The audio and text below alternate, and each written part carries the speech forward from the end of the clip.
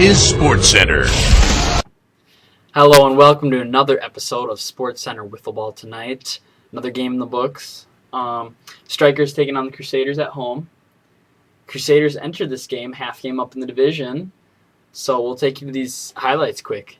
All right, Strikers taking on the Crusaders at home. Jordan Johnson getting the start for the Strikers. Garrett on the mound for the Crusaders. Little shaky start for Jordan. Yeah, Jordan leaves this pitch right up in the zone. Jordan makes him pay right over Zach's head with a solid single.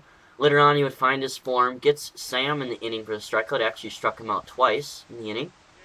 Yeah, as you'll see here, getting Sam a second time. No runs would score in the inning for the Crusaders. But then heading into the top of the third, Garrett a little ground out. He'd get that out at first, but then overthrow home. 2 runs would score, 2-0 Crusaders. That was really the turning point. All the momentum has changed to Crusaders at this point, it seemed. And then Jason's another solid knock, a double up in there. Gets Garrett home with an RBI. Garrett would score from second, put the Crusaders up 3-0. Then we take you to the game inside the game. Garrett Greggy versus Zach Bussman bickering the whole game. You can see Zach just step out of the box here. Garrett doesn't know what's up. And then later in the inning, same thing. Yeah, Garrett's got to let Zach get set, though. You know, he's sitting there waiting. Garrett's on the mound and get a little restless up there. That's right.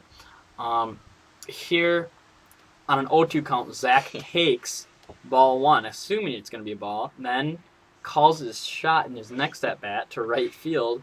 I think he's just trying to get in his head. Oh, yeah, he's definitely... It worked, too. He got in Garrett's head. Garrett very frustrated at this point. Now, calling that shot wouldn't work out for him simply because he saw 4 balls.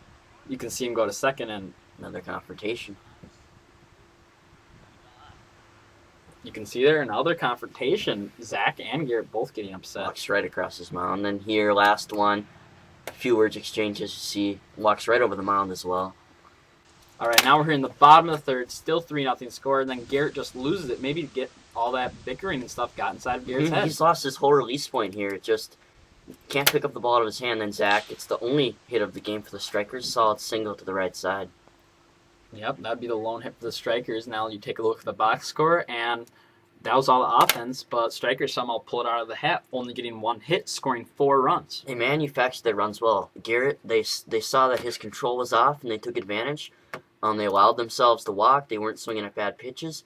Jordan Johnson gets a win and really lowers his ERA, 2.55 on the season now. And then Zach picks up his first save. Now we'll look at the BWL standings. Strikers sole possession of first place after the win over the Crusaders now. Half a game up. Mayhem continue to slip away 4 back of the Strikers. All right, so we're almost to the halfway point of this 2011 season. All-Star game, 2 weeks from today. Give me 6 names. Give me 6 names that make up the 2 3-team rosters. Yeah, Zach Bussman for sure needs to go. His average, top in the league right now. A lot of RBIs of production as well. Jordan Johnson, too, with his dominant pitching. And he's a great hitter in this league as well. Garrett Greggy needs to be there. Rookie of the Year candidate. Probably the best player on the Crusaders so far, according to his production. Jason as well, with great pitching and overall hitting. Sam deserves to go. And then Colin Olmscheid, the lone star of the Mayhem, hitting well above 300 right now.